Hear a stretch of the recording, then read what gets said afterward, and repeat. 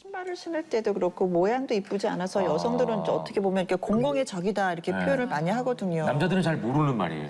무지라는 게 이제 엄지발가락을 의미하는 아, 무지라 그랬네. 발가락이 발등 쪽으로 휘거나 네네. 엄지발가락을 축을 중심으로 해서 안쪽으로 회전하는 변형을 동반하는. 그래서 이쪽으로는 더 이렇게 갔지만 사실은 이 안쪽에서 보게 되면 더 튀어나오는 현상이 이렇게 꺾이면서 그러한 현상을 보이는 것이 이제 무지외반증이라고 그렇게 말을 하고 있죠. 굉장히 많습니다. 네, 맞아요. 특히 그 중년의 여성들에게 더 많은 걸로 돼 있죠. 예쁜 신발을 신을 수 없어서 여성들의 입장에서는 굉장히 좀 속상한 면이거든요. 그러니까. 예. 아니 근데 무지외반증이 신발, 특히 하이힐 때문에 생기는 거라고 다들 알고 있는 거죠. 여성분들은. 네. 단적으로 얘기하면은 신을 신고 다니지 않는 그런 뭐 부족들이 있잖아요. 그런 데는 무지외반증 없어요.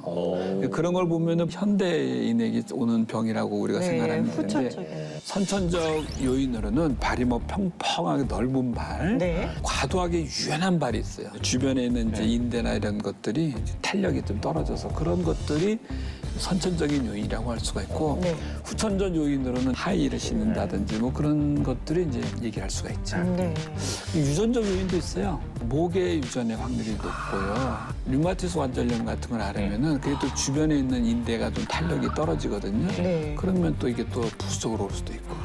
그렇다면 발가락이 휘게 되면은 몸에도 뭐 다른 이상이 생기나요? 제일 중요한 게 통증이 있어요. 여기가 이렇게 여기 튀어나오면서 얼마나 아플까요? 이게 신에 이제 마찰이 되니까 이 통증을 호소해서 오는 경우가 제일 많고요. 심한 경우에는 이 두 번째 발가락이 엄지발가락에 겹쳐지면서 이렇게. 근데 이게 눌린 부위에서 피부에 궤양이 생기기도 하고 그렇게 또 되고 수술을 하셔야 있는데 되는 상황인데요. 네, 그렇죠. 근데 이제 무조건 모양새 때문에 수술하는 것은 아니고요. 통증이 심한 경우에 이제 수술을 먼저 고려할 수가 있는 건데 인대를 교정해서 하는 방법도 있고 뼈를 잘라내가지고 각도를 교정하는 방법도 있고. 근데 정말 여자들에게는 하이힐을 어쩔 수 없이 신어야 하는 일이 있거든요. 그렇잖아요. 그렇다면은 무지외반증이 걱정이라는 얘기인데 그렇죠. 예방법이나 뭐 생활 팁 같은 거 있으면 좀 일러주세요. 무지외반증을 화려함의 대가라고 얘기를 하기도 화려함의 해요. 대가다. 네. 이런 무지외반증을 예방하려면 굽이 낮고 앞볼이 좀 넓은 네. 신발을 신는 것이 당연히 좋습니다.